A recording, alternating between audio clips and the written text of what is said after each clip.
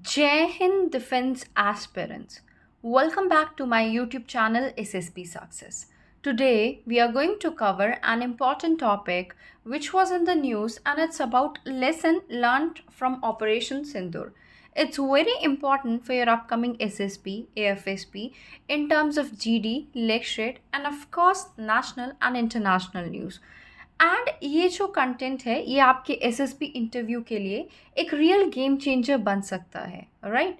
सो अब हम बात करेंगे कि क्या लेसन्स लर्न किए गए हैं ऑपरेशन सिंदूर के बाद, right? So now the first thing that is, अब हमें पता है कि जो एक मंथ जो है ऑपरेशन सिंदूर को पूरा हो चुका है और कहीं ना कहीं अटेंशन जो है वो फोकस की गई थी किस पे? टैक्टिकल मैटर्स पे, like target hits and equipment losses. सबसे पहले हमारा जो चीज़ है जो हमने सीखी है किससे? ऑपरेशन सिंदूर से। The first point is about focus on non state actors, right? देखो, इंडिया की जो मिलिट्री रिस्पॉन्स है, अगर हम उनकी बात करते हैं, अब तक इंडिया सिर्फ टेररिस्ट के कैंप्स को टारगेट करता था, जैसे 2016 सर्जिकल स्ट्राइक्स और 2019 का बालाकोट स्ट्राइक्स। लेकिन ऑपरेशन सिंदूर में पहली बार पाकिस्तान आर्मी को भी वार्निंग मिल गई है, अगर आप टेररिस्ट को सपोर्ट करते हो तो आप भी निशाने पे हो। अभी देखो, हमने जैसे एग्जाम्पल दिया, पाकिस्तान आर्मी के लॉजिस्टिक पॉइंट्स पे भी प्रेशर क्रिएट किया गया। सिग्नल क्लियर था, अब प्रॉक्सी वॉर महंगा पड़ेगा। दूसरा जो है, इसी की वजह से हुआ क्या है, आप देख सकते हो कॉस्ट कहीं ना कहीं इंक्रीज हुई थी। ऑपरेशन सिंदूर ने स्ट्रैटेजिक शिफ्ट दिखाया। स्टेट एक्टर्स जैसे पाकिस्तान आर्मी, उनको अकाउंटेबल ठहराया गया अगर वो टेररिस्ट को सपोर्ट करेंगे, और ये कॉस्ट किसकी थी? प्रॉक्सी वॉरफेयर की, right? The second point is about cold start doctrine from theory to reality. If you talk about this thing, देखो, अगर हमारा ये जो थ्योरी टू रियलिटी है, पहले कोल्ड कोल्ड स्टार्ट सिर्फ पेपर पे था, एक कॉन्सेप्ट था जिसमें इंडिया शॉर्ट नोटिस पे लिमिटेड वॉर लॉन्च कर सकता था। लेकिन ऑपरेशन सिंदूर ने इसे प्रैक्टिकली एग्जीक्यूट किया। विद इन 48 आवर्स इंडिया ने हाई प्रिसीशन स्ट्राइक्स किए without waiting for diplomatic clearance. Exactly cold start का फ्रेमवर्क, स्टार्ट के फ्रेमवर्क के अकॉर्डिंग, राइट? नेक्स्ट देखो, हमारा कहीं ना कहीं न्यूक्लियर डिफरेंस। अगर हम न्यूक्लियर डिफरेंस की बात करें तो आपका ये जो पहले हमारा डिफरेंस फेड हो रहा था, तो उसमें हम कह सकते हैं कि पाकिस्तान का हमेशा से न्यूक्लियर थ्रेट कार्ड था, अगर इंडिया अटैक करेगा तो हम न्यूक्लियर वेपन यूज़ करेंगे। लेकिन इस पर साइलेंस, पाकिस्तान ने ना तो कोई मिसाइल अलर्ट मोड एक्टिवेट किया, ना कोई पब्लिक न्यूक्लियर स्टेटमेंट दिया। इंडिया ने लिमिटेड एक्सकलेशन दिखाकर उनका न्यूक्लियर ब्लफ एक्सपोज कर दिया, राइट? नेक्स्ट अगर हम देखें, कहीं ना कहीं ये चीज़ भी देखने को मिली, किस चीज़ को हमने ये देखा कि प्रोपोर्शनल एक्सकलेशन था। कैसे? जो इंडिया की डेमोन्स्ट्रेशन थी ना, वो एक्सकलेट प्रोपोर्शनली की। उन्होंने स्टेट एक्टर्स को टारगेट किया बिना न्यूक्लियर रिस्पॉन्स को प्रोवोक किए। और ये जो कहीं ना कहीं पाकिस्तान ने दिखाया ना, एब्सेंस ऑफ न्यूक्लियर पोस्चरिंग, जिससे पहले पाकिस्तान डिटरेंस क्रिएट करता था कि हम जो है वेपन्स यूज़ कर लेंगे, war weapons. Next is about active diplomacy.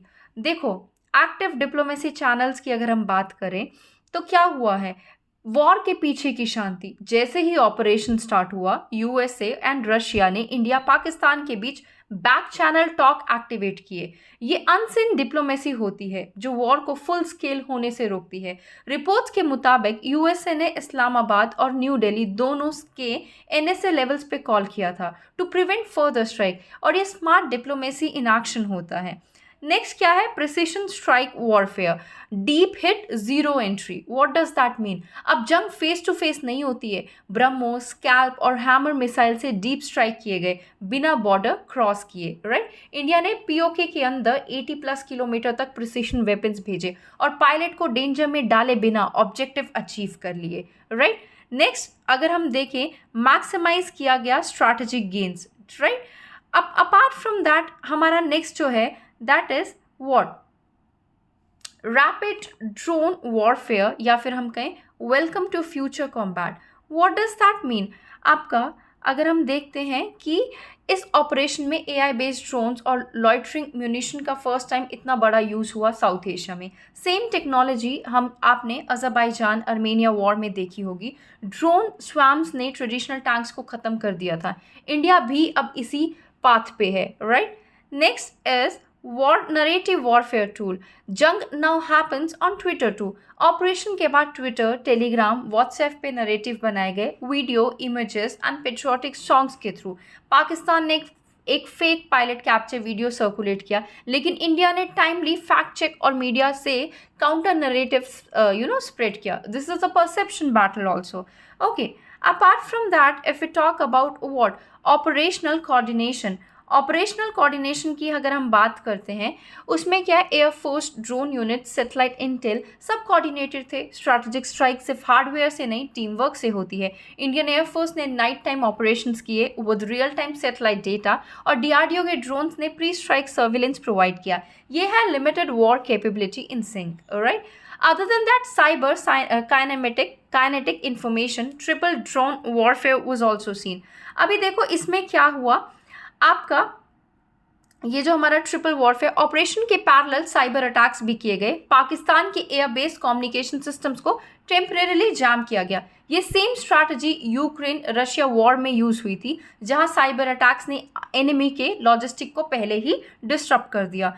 Other than that अगर हम देखें, स्ट्रैटेजिक मैसेजिंग वॉर के पहले भी बात ज़रूरी है। जब इंडिया ने ऑपरेशंस को क्या किया, ऑपरेशन किया, तब तक पाकिस्तान ऑलरेडी यूएन और ओआईसी में नरेटिव सेट कर रहा था। इंडिया को प्री कॉन्फ्लिक्ट जस्टिफिकेशन देनी चाहिए थी। 2019 बालाकोट के टाइम पे भी इंडिया को बहुत मेहनत करनी पड़ी थी ग्लोबल इमेज क्लीन करने के लिए। प्रोएक्टिव डिप्लोमेसी बहुत बड़ी की है।